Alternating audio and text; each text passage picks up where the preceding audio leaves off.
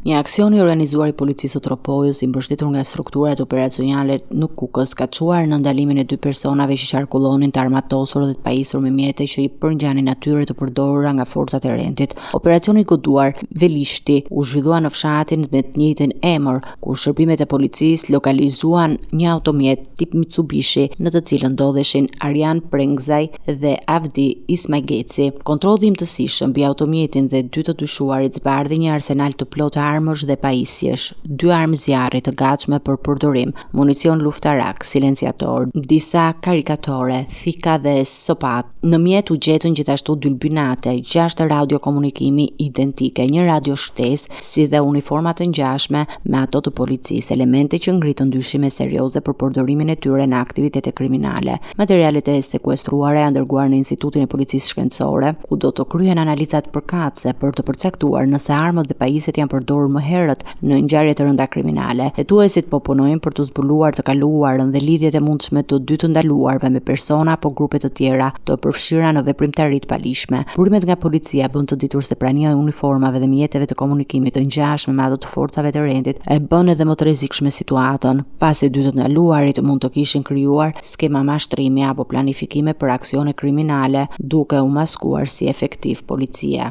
Ndërkohë, ndaj tyre është ngritur procedim penal për armbajtje pa leje dhe prodhim dhe mbajtje të paautorizuar të uniformave policore. Gjykata pritet të vendosë masën e sigurisë në ditët në vijim, ndërsa hetimet vazhdojnë për të zbardhur tërësisht veprimtarinë e tyre dhe për të identifikuar të tjerë persona të përfshirë.